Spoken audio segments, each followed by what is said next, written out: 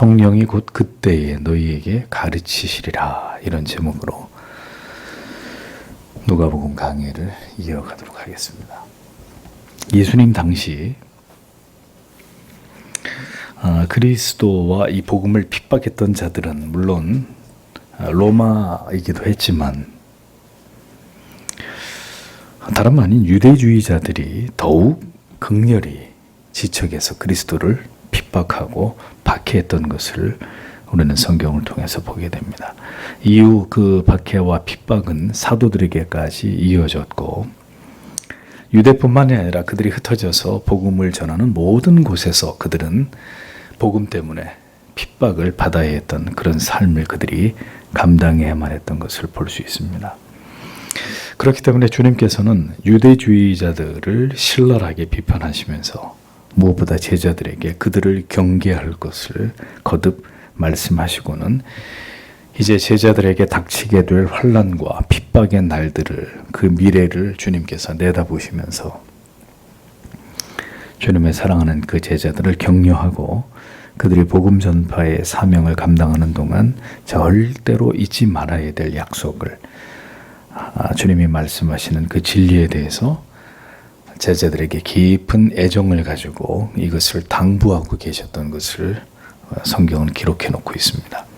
참새 한 마리도 결코 잊지 않으시는 너희의 천부께서 너희의 머리카락까지도 모두 세고 계시는 그 하나님께서 너희와 반드시 함께 하신다는 것을 믿고 두려워하면 안 된다고 주님은 거듭 제자들에게 말씀하고 계셨습니다. 그리스도의 말씀은 하나님께서 그렇게 하나님의 자녀들의 안고 일어섬을 하나님이 살피시고 하나님의 사랑하는 자녀들의 인생을 절대로 하찮게 여기시지 않는다는 것을 강조해서 말씀하신 것입니다. 그러니까 참새가 떨어지는 것도 싼 값에 그 참새들이 팔려 나가는 것도 하나님이 그것을 주목하시고 그것에 관계하시고 그 일들을 잊지 않으신다면 복음을 위해서 살아가는 제자들 너희들에 관해서 하나님의 자녀들에 대해서는 하나님이 어떤 마음을 가지고 계실지를 절대로 잊어서는 안 된다라는 것을 당부하고 계셨던 것입니다. 주님께서는 이제 제자들에게 더 격려와 그들에게 용기를 주시기 위한 당부를 이어가고 계신 것을 보게 되는데 8절에서 9절을 다시 보십시오. 그러나 내가 너희에게 말한다. 만일 누구라도 사람들 앞에서 나를 인정하면 인자도 하나님의 천사들 앞에서 그를 인정할 것이다. 그리고 사람들 앞에서 나를 부인하는 자는 하나님의 천사들 앞에서 부인될 것이다. 이렇게 기록이 되어 있습니다. 사도들이 복음을 전해야만 되는 유다의 그 초대교, 이스라엘의 초대교회의 상황은 길을 가다가도 로마의 병사를 만나서 내가 어떤 고백을 하는가의 이 문제에 대해서 그날 내가 죽을 수도 있고 살 수도 있었던 이런 박해에 숨막히는 현장이었습니다. 너의 주인은 누구시냐? 라고 단도직입적으로 로마의 병사가 지나가는 사람을 붙들고 질문을 했을 때 가이사가 우리의 주인이시오 라고 대답을 하면 정답이고 그 사람은 패스가 되는 것이고 나의 주는 오직 예수 그리스도이십니다 라고 고백을 하게 되면 그것은 곧 죽임을 당하는 것을 뜻하는 그런 시대였습니다.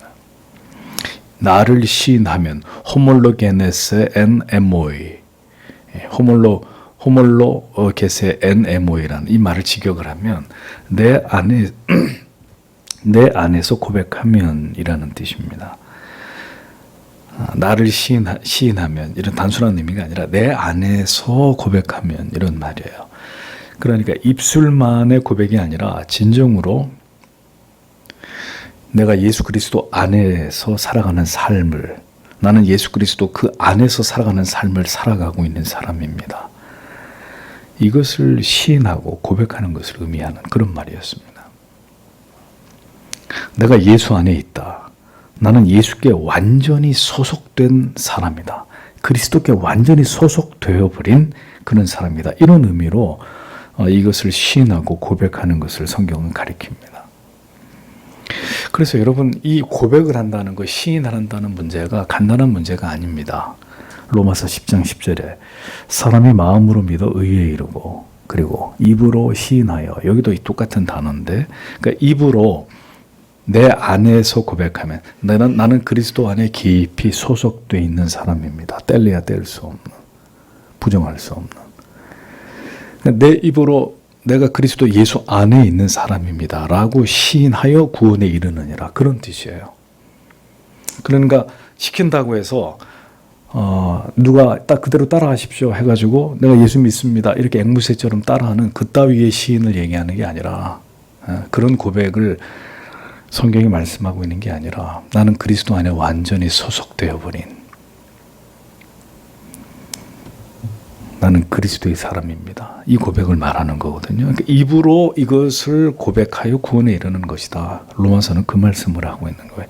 여기서 입으로 시인하다가 이런 의미란 말입니다. 그러니까 오직 그리스도 안에서 깊이 그분과 결합하고 연합해서 그 안에서 모든 은혜와 사랑을 누리는 그 관계만이 이 고백으로 자신의 믿음을 시인할 수 있는 사람이다. 그 관계 속에 있는 사람만이. 여기서 말하는 하나님의 사자들은 하나님의 법정에서의 증인들을 가리킵니다. 그러므로 사람들 앞에서 내가 예수에게 속한 자임을, 내가 그리스도인이라는 사실을 고백하는 사람은 주께서도 하나님과 하나님의 둘러선 사자들, 그 증인들 앞에서 그가 나에게 속한 자입니다 라는 것을 주님께서도 인정하고 고백하실 것이라고 말씀하고 있는 것입니다. 천상의 법정에서 우리가 그 앞에 서게 되었을 때 우리의 모든 지은 죄들이 열거될 것입니다. 우리의 모든 지난날의 지은 죄가 필름처럼 쫙 지나갈 것입니다. 아무것도 숨길 수 없이. 그러면 그 드러난 죄 앞에 우리가 유죄요라고 판결을 받게 되면 영원한 지옥불에 던져지는 건데, 바로 그 자리에서 우리의 영원한 변호자가, 변론자가 되시는 그리스도가 우리의 모든 죄가 낱낱이 다 드러난 그 현장에서 우리의 유죄 선고가 떨어지기 직전에 아버지, 내가 이 아무개의 죄를 위해 십자가에 살짓고 피 흘려 이 모든 죄를 대속하지 않았습니까? 그는 내가 아는 자입니다. 이렇게 주님이 변호하시는 거죠. 그러면 그 모든 우리 눈앞에 펼쳐졌던, 우리가 평생을 살면서 몸과 마음으로 생각으로 지었던 모든 죄에 대한 그 죄의 값은 무죄가 선언이 되는 것입니다. 그게 주께서 사람들 앞에서, 천사들 앞에서, 하나님의 사자들 앞에서 내가 너를 시인하겠다, 그런 뜻입니다. 근데 거기서 만약에 뒤에 나옵니다만 주님이 모든 죄가 낱낱이 밝혀진 그 현장에서 유죄의 판결이 떨어지는 그 자리에 주님이 그를 외면하고 서 있는 거예요. 전혀 그에 대해서 변호하시지 않고 나는 그를 모르는 자입니다. 그는 나와 상관이 없는 사람입니다. 이렇게 된다는 거죠. 그게 이제 주님이 사자들 앞에 내가 그를 부인하겠다는 말씀이거든요. 사람들 앞에서 내가 예수에게 속한 자임을, 내가 그리스도인임을 고백하는 사람은 주님께서도 하나님과 둘러선 사자들 앞에서 그가 바로 나에게 속한 자다라고 주님이 고백하시겠다. 그래서 주님은 요한복음 10장 27절에서 내 양은 내 음성을 들으며, 내 양이 내 음성을 안다는 얘기예요. 여러 사람들의 목소리가 귀에 들리지만 그 목소리에 반응하는 사람의 목소리는 단 한 명인 거죠. 제가 실제로 실험해 봤어요.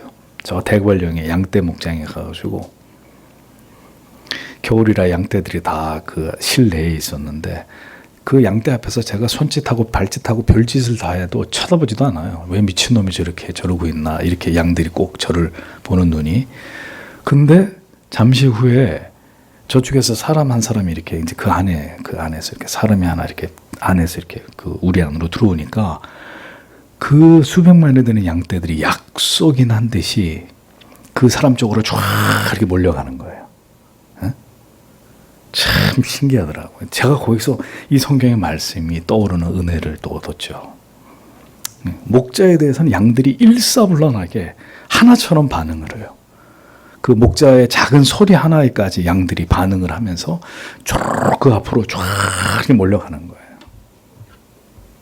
우리는 아무리 한번 쳐다봐 달라고 막 별짓을 다 해도 거들떠 보지도 않는 양들이 그 한 사람의 목소리, 그 한 사람의 손짓에 양떼들이 반응을 하더라고요. 내 양은 내 음성을 들으며 나는 저희를 알며 저희는 나를 따르느니라 이렇게 말씀하셨습니다.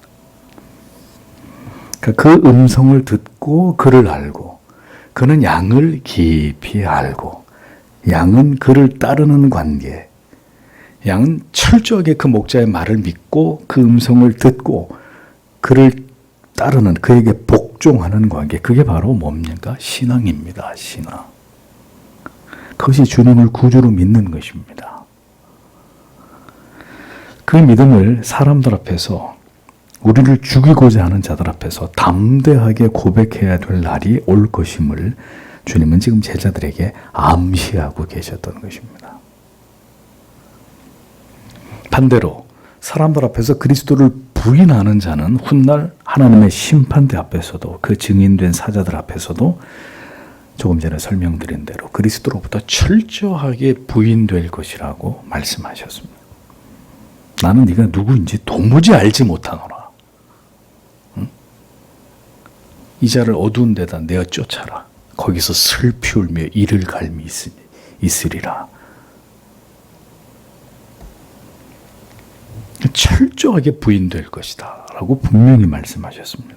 예수 그리스도를 성경의 진리를 통해서 분명하게 알고 그 믿음을 진실되게 증명할 수 있는 그 믿음의 고백과 삶이 있는 자들은 그리스도께서 그를 분명히 내가 너를 안다 라고 시인하시지만, 예수 그리스도를 구주로 고백하지 않는 불신앙과 더 나아가서 성경이 말씀하는 그 믿음과 전혀 다른 믿음으로 진리의 지지를 받을 수 없는 거짓되고 그릇된 신앙의 고백으로 주를 믿노라 라고 스스로 그렇게 여겼던 많은 자들 또한 하나님 앞에 서게 되었을 때 주님께서 그들에게 나는 너희가 누구인지 도무지 알지 못하노라 라고 대답하실 것임을 주님이 여기서 확언하고 계셨던 것입니다. 주를 구주로 시인하는 믿음은 평안의 시기에 내게 뭐 아무런 불이익이나 핍박이 없는 이런 순간에 입술만의 고백으로 가능한 것이 절대로 아닙니다. 진정한 신앙의 고백은 나를 둘러싼 모든 자들이 내 입에서 나오는 이 한마디의 고백의 결과를 가지고 나의 모든 것을 빼앗아가고 나의 직장, 나의 명예, 나의 재산, 내 가족, 심지어 내 목숨까지도 한순간에 모든 것을 가져갈 수 있는 그 상황에서 하는 그 고백을 뜻하는 것입니다. 아무런 뭐 해를 당할 이유도 없고 손해를 볼 그런 상황도 아닌 자리에서 당신은 예수를 믿습니까? 믿죠. 예수 믿습니다. 라는 그런 고백을 말하는 게 아니라 모든 사람들이, 그 방 안에 있는 모든 사람들이 그를 주목하고 있는 거예요. 뭐라고 대답을 하나?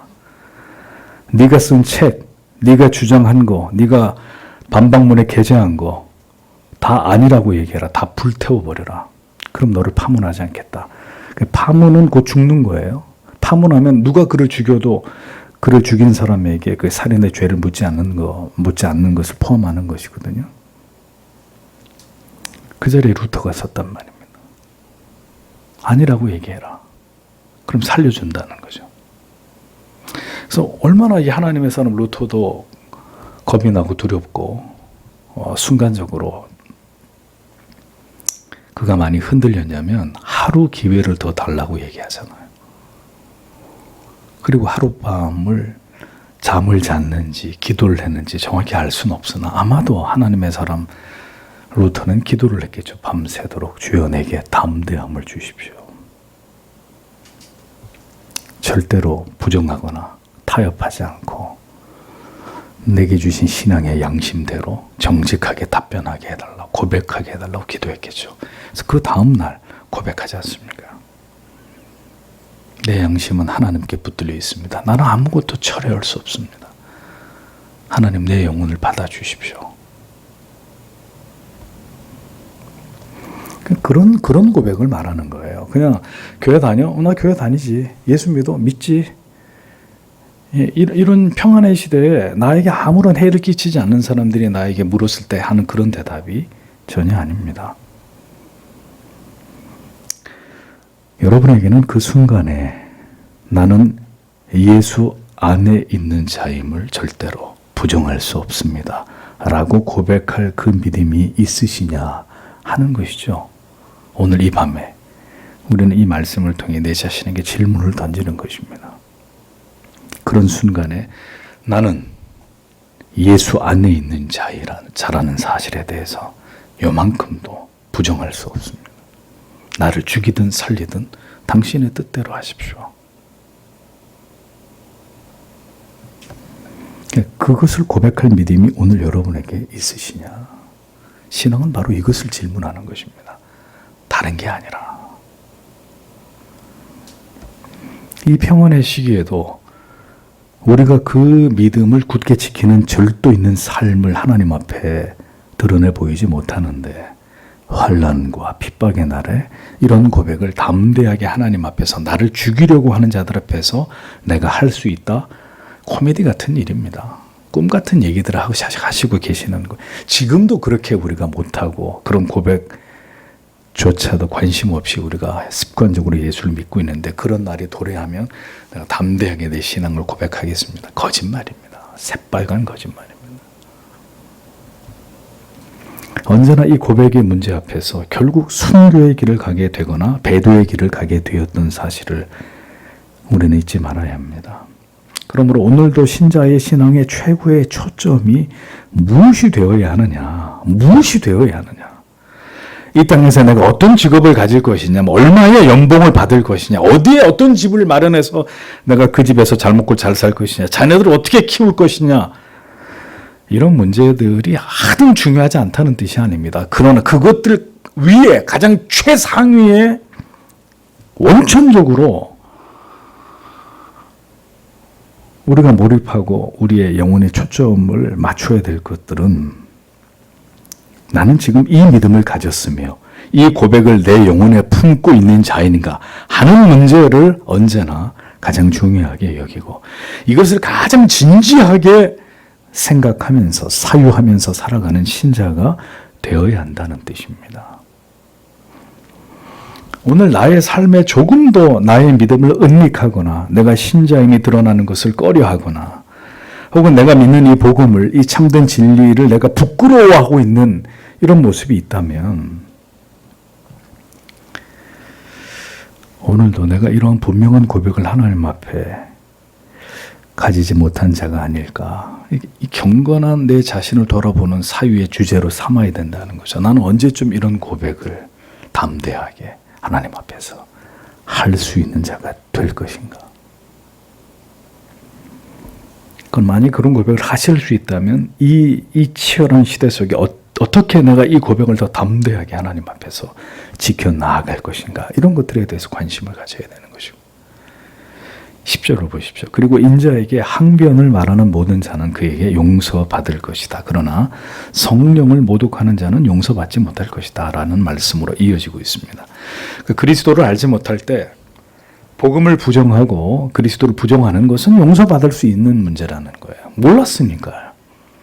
세상에서 죄를 짓고 마음대로 이렇게 살면서 예수 믿어라, 너나 믿어 이렇게 했던 것들 용서받을 수 있으나 문제는 성령을 모독하는 죄는 용서를 받을 수가 없다라고 주님이 말씀하신 이 부분입니다. 그러니까 그게 뭐냐?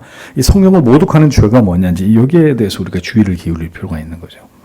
그러니까 성령을 모독하는 것은 성령의 역사를 왜곡시키거나 변질시키거나 명백한 성령의 역사를 통해서 하나님의 분명한 뜻이 내게 전달되었음에도 불구하고 이것을 대적하고 거부하고 멸시하는 이걸 바로 성령 회방죄라고 얘기합니다. 그러니까 성령이 주는 선명한 깨달음과 감화를 모두 거부하고 그것으로부터 돌이키지 않으려고 하는 완고함, 하나님을 대적하는 이 선명한 진리에 대해서 반기를 들고 그거 아니야. 틀렸어. 나는 그거 믿지 않아. 나는 그거 받아들이지 않아. 이것을 바로 화인 맞은 양심이라고 얘기하는 것입니다. 그러니까 선명한 복음을 제시해서 참된 믿음의 길을 보이고 명백히 돌이킬 수 있는 회개의 길로 인도해 주셨어도 의도적으로 마음에 쉴드를 치고 이걸 거부하고 배척하는 이 모든 거부, 반항의 행위, 명백한 성령의 역사로 간주될 수밖에 없는 그런 일들을 사탄의 역사라고 호도하면서 단죄하는 행위, 성령의 역사를 사칭해서 그릇된 이득을 취하는 이 같은 모든 일들이 뭐냐? 성령을 모독하는 죄, 성령을 회방하는 죄. 예. 그 양심에 화인 맞은 자들의 공통점이고 특징이다. 그리고 그 죄는 용서받을 수 없는 죄가 된다고 주님이 말씀하신 것입니다.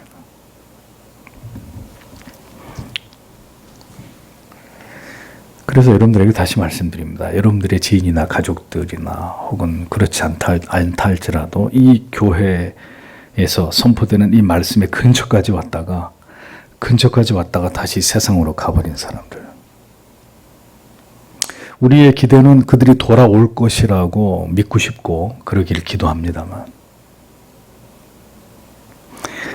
이렇게 분명한 복음을 듣고도 의도적으로 나는 그런데 그런 교회 그런 말씀 듣고 싶지 않아. 날 내버려둬. 내 인생 내 거고 내 마음대로 살 거야.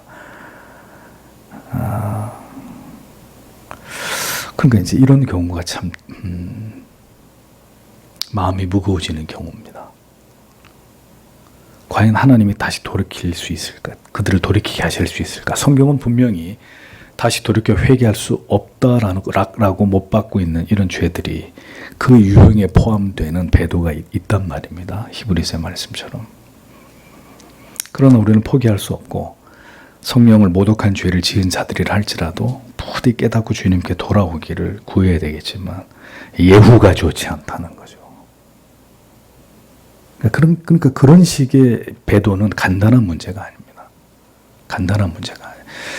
그러니까 엉터리 교회를 다니다가 어느 날 깨닫고 그래서 엉터리 교회를 다니다가 복음도 없고 바른 교리도 없는 그리고 세상으로 나갔다가 바른 진리가 선포되는 교회로 돌아와서 자기의 지난날의 죄를 엉터리의 신앙을 다 회개하고 다시 하나님의 진리의 말씀을 붙들고 하나님을 경외하는 자가 되는 것은 축복이에요. 은혜예요. 그런데 개혁교회 하나님의 진리가 선명하게 선포되는 교회를 다니다가 이 앞에까지 왔다가 아니야 그러고 이제 벗어나게 되는 경우 모르겠습니다. 저는 그들의 영혼을 하나님의 뜻에 맡길 뿐인데 그러나 오늘 성경은 이 성령의 회방죄에 대해서 주님이 분명히 이 말씀을 이렇게 정확하게 하셨다는 것에 대해서 우리가 깊이 이 부분을 주의해서 보아야 한다는 것입니다. 주님께서는 그리스도를 고백하고 시인해야 하는 일의 중요성을 제자들에게 말씀하셨고 이어 성령을 모독하는 죄의 엄중함에 대해서는 사도들이 전할 복음에 대해서 반응을 보일 영혼들에 대한 경고의 의미로 이 말씀을 하신 것을 우리가 알 수 있습니다. 결국 성령을 모독하는 자들, 명백한 복음과 올바른 진리를 거부하고 각자 제 길로 행하는 자들은 결국 그 같은 그들의 행위를 통해서 그들이 구원 안으로 들어온 자들이 아니라는 것을 입증하게 되는 것이다 라는 것을 우리는 깨닫게 됩니다. 참된 진리의 복음을 전할 때 이같이 모든 사람들의 성령의 역사하심을 통해서 구원받은 성도가 되는 것이 아니라 다 무슨 성령의 역사를 통해서 복음을 들은 모두가 구원받는 자가 되는 것이 아니라 그 중에는 성령을 모독해서 진리를 비웃고 그 가치를 아주 가볍게 하찮게 여기면서 멸시하는 자들도 반드시 존재하게 될 거라는 것을 주님이 제자들에게 말씀하셨습니다. 그리고 그렇게 성령을 모독한 자들은 구원에 이를 수 없다라는 것을 천명하신 것입니다. 그러니까 성령을 모독한다는 것은 결정적으로 얘기하면 그리스도의 복음을 거부하는 것입니다. 그 구원의 길에 전혀 그 영혼을 낮추어 순종하려고 하든지 복종하려고 하지 않고 그 구원의 도를 영생과 영벌의 이 진리를 멸시하는 것을 가리키는 개나 주라 그래. 그런 소리 하지 마. 듣고 싶지 않아. 명백하게 이것을 멸시하는 것입니다. 그러니까 결국 유기된 자들의 특징이 뭐냐? 성령을 회방하는 죄로 그 자신의 유기됨이 드러나는 거란 말이죠. 성령을 모독하는 것으로. 주님이 같이 표현하신 것입니다. 초대교회에서는 성령을 영영히 거부해버리는 것은 죄를 사함받을 수 있는 모든 기회를 스스로 버리는 것이므로 그런 자들은 결국 지옥에 떨어질 수밖에 없는 죄에 해당된다라고 정죄를 했습니다. 그러므로 우리는 힘써 영생과 영벌의 심판과 생명의 복음을 전하는 것으로 우리의 소임을 다한 것으로 여기고 그 복음에 대해서 어떻게 그 개별의 사람들이 반응하는가의 문제는 그 개인에게 맡겨야 한다라는 것을 우리가 기억해야 되는 것입니다. 씨가 뿌려지지만 오직 옥토에서만 생명의 반응과 징후와 결국 성장이 일어날 뿐이잖아요. 길가, 돌짝, 가시떨기에선 아무 일도 일어나지 않거나 잠깐 어떤 징후가 일어나는 이후에 어떻게 곧 다시 사그러들어 버리는 그런 일들이 일어날 뿐이라는 거죠. 그러니까 영혼의 반응을 통해서 곧 그가 누구인지가 숨김없이 드러나게 되는 것이라는 겁니다. 그 신앙의 진지한 반응과 결과를 통해서 그가 하나님께 속한 사람인지 그렇지 않은지 그 여부가 증명되는 것이라는 겁니다. 이어지는 11절과 12절을 보십시오. 그리고 그들이 너희를 회당들과 높은 사람들과 권력자들 앞에 이끌어들일 때에 너희는 어떻게 또는 무엇을 너희가 자신을 위해 변호할지 또는 무엇을 너희가 말할지 염려하지 말라. 왜냐하면 성령께서 말해야 할 것들을 바로 그 시간에 너희에게 가르치실 것이기 때문이다. 이렇게 기록이 되어 있습니다. 주께서는 계속해서 앞으로 제자들이 경험하게 될 일들에 대해서 미리 말씀하시면서 그것들을 대비시키시는 말씀을 지금 제자들에게 전하고 계십니다. 주님의 말씀에 따르면 그들은 복음을 전하고 신앙의 고백을 지키고 오직 진리를 수호한다는 이 이유만으로 박해와 핍박의 현장에 끌려가게 될 것이라는 것을 주님은 예고하고 계십니다.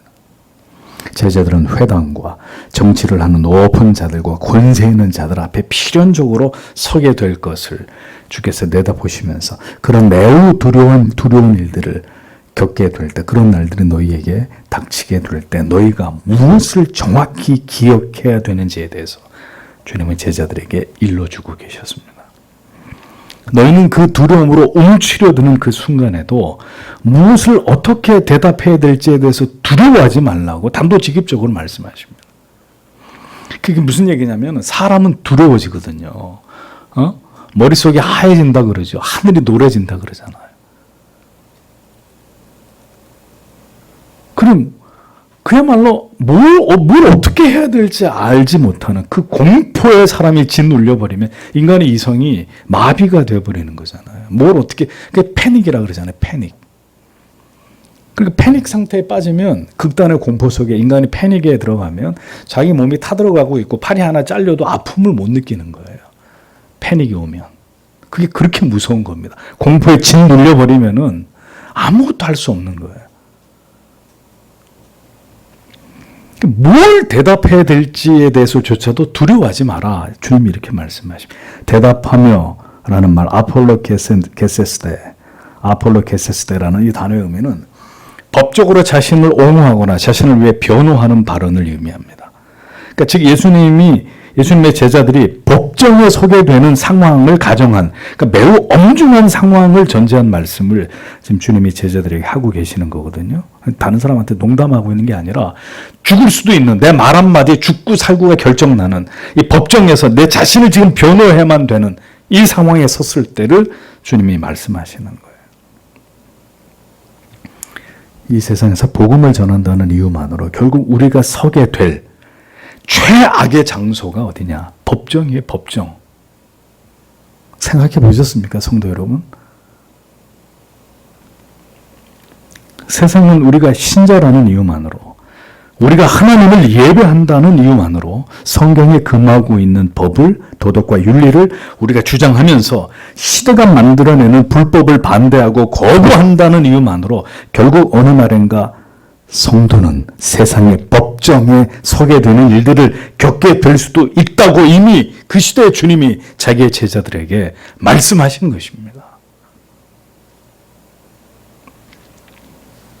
그러니까 이런 일은 특별한 일이 아니라 진리를 따라 좁은 길을 걸어가는 과정에서 필연적으로 우리가 겪을 수밖에 없는 일들이고 성경과 유구한 교회의 역사 속에 빈번하게 일어났던 일들이라는 것을 우리는 발견할 수 있습니다.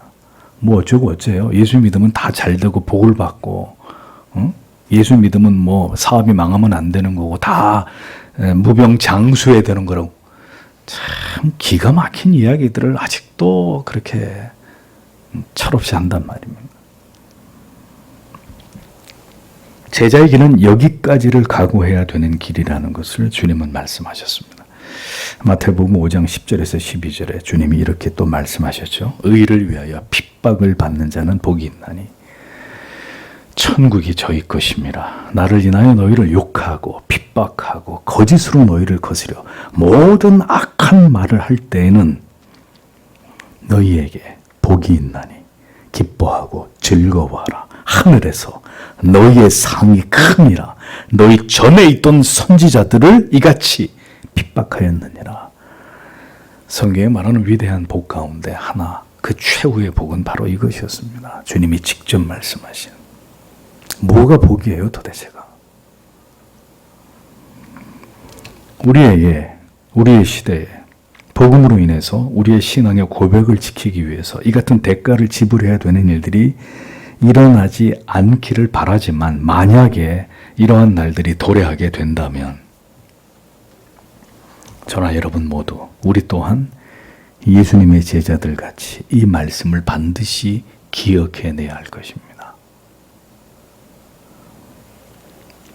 평안의 시대에는 변질, 신앙의 퇴보를 주의해야 되고요. 고난과 핍박의 역경의 시대에는 배도와 타협을 주의하셔야 합니다. 어느 시대에도 참된 신자에게는 그 믿음을 지키는 일을 위해서는 그리 녹록하던 때라고 하는 것은 존재하지 않았습니다. 얼마든지 할만하고 뭐 살만하고 뭐 좀 괜찮은 충분히 이 정도면 뭐 이런 때라는 이런 시기는 존재하지 않았습니다. 평안과 번영과 안정의 시대도 신자는 깨어 경성하지 않으면 안 되었고 흑암이 몰려오는 박해와 타락의 시대에는 성도는 더더욱 믿음의 날을 세워서 배도를 경계해야만 했던 그들이 성도란 말입니다. 그들이 신자란 말이죠. 이 약한 세상이 복음을 반긴 적이 없었고 세상의 정신을 떠받들지 않는 자들을 혐오하지 않은 때가 없었다면 다시 우리의 시대에 우리가 참된 복음의 편에 서 있고 우리의 가슴 속에 분명한 신앙의 고백이 서리발처럼 서 있다면 우리는 다시 우리의 믿음이 환난과 박해의 저울 위에 달려지는 때를 겪게 될 것입니다. 우리 부모님의 세대는 6.25를 겪으셨고 그래서 공산주의의 총칼 앞에서 우리의 신앙의 고백을 지키기 위해 순교의 제물이 되어야 되는 그런 시대를 지나가셨고 우리 할아버지 할머니 시대에는 일제라고 하는 일본 군국주의의 총칼 아래서 또다시 일본 천황에게 절을 해야 되는 그래서 신사를 참배할 것이냐 말 것이냐 우상숭배의 이 중요한 문제를 정면으로 마주하면서 또 순교의 피를 뿌려야만 했던 그런 어두운 암울한 시대가 역사 속에 있지 않았습니까? 그럼 우리의 시대는 뭘 가지고 우리의 신앙이 평가받게 될까요?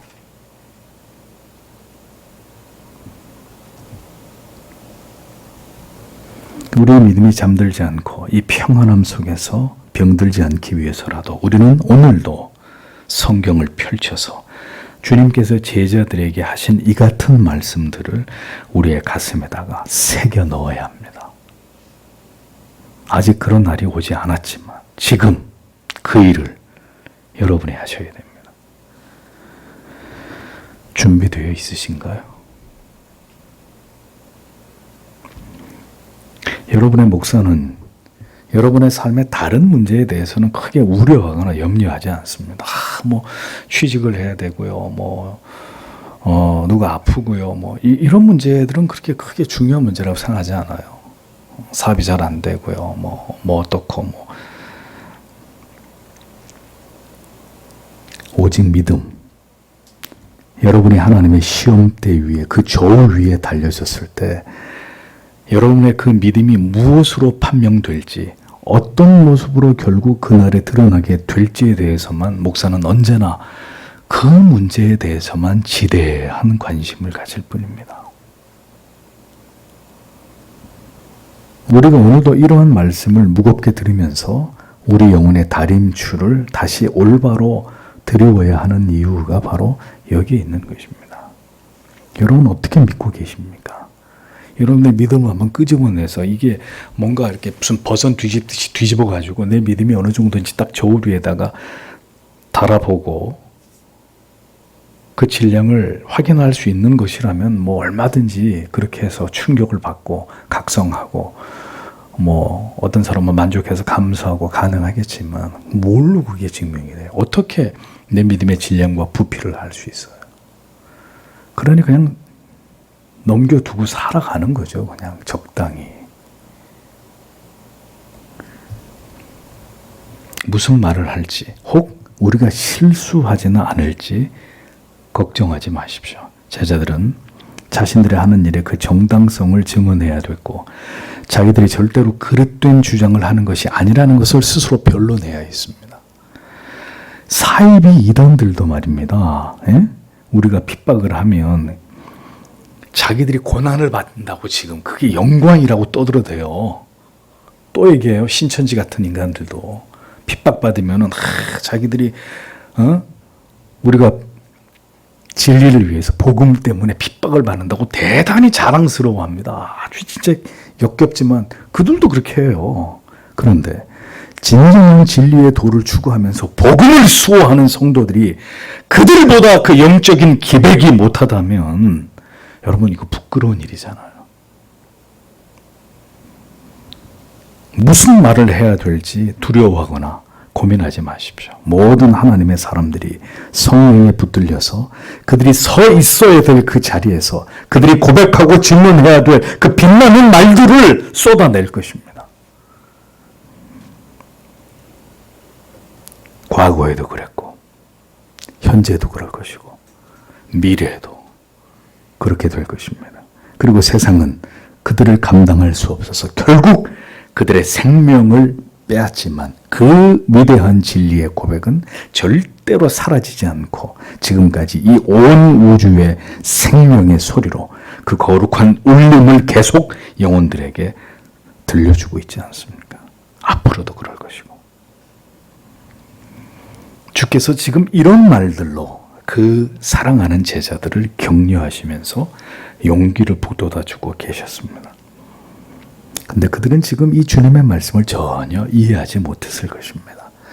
이것을 액면 그대로 느끼거나 깨달을 수 있을 만큼의 신앙이 아직 되지 못했기 때문에 이 위대한 그리스도의 약속의 말씀이 그들에게 선명하게 기억나게 하시는 그때에 그들은 모두 자기들의 믿음을 지키면서 영광스러운 죽음으로 그들의 사명의 종지부를 찍게 되었던 것을 교회사는 우리에게 증언해 주고 있죠. 성도 여러분, 고백이 이렇게 중요한 것입니다. 그리고 그 고백은 성령께서 붙들어 주시는 위대한 고백이 될 것입니다. 내가 하는 고백이 아니에요. 성령이 붙들어 주시는, 성령이 토해내게 만드는 가장 위대한 고백이 될 것입니다. 우리는 가장 극한의 순간에 가장 극적인 붙잡힘을, 사로잡힘을 경험하게 되는 하나님의 자녀가 될 것이라는 것을 잊어버리지 마십시오.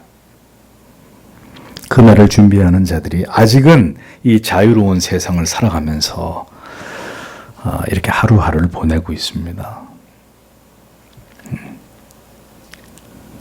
아직 진리를 전할 수 있는 이때에, 아직 복음을 말할 수 있는 자유가 조금 남아있는 이 시기에, 단언컨대 차별금지법이 통과되면 밖에 나가서 복음을 전한다든지 예수 천당 불신 지옥 이런 혐오적인 발언 하지 못하도록 이제 우리의 입에 재갈을 물릴 것입니다. 그러니까 아직 이 자유가 존재하는 마지막 텀에 우리는 더 힘써 복음을 전하고 영원한 생명을 이야기할 수 있는 그리스도의 제자들이 되어야 하지 않겠습니까? 이 남은 얼마 남지 않은 시간 속에서 뭘 두려워한단 말입니까, 우리가? 주께서 우리의 영혼을 오늘도 이 진리의 말씀으로, 이 영원하신 이 약속으로 굳게 붙잡아 주시기를 기도하십시오. 이 진리가 우리의 마음에 깊이 새겨지고, 그래서 우리의 믿음이 준비될 수 있도록 하나님께서 오늘도 우리에게 은혜를 베풀어 주시기를 오늘도 성도 여러분 다 함께 우리가 하나님 앞에 기도해야 될 줄 믿습니다.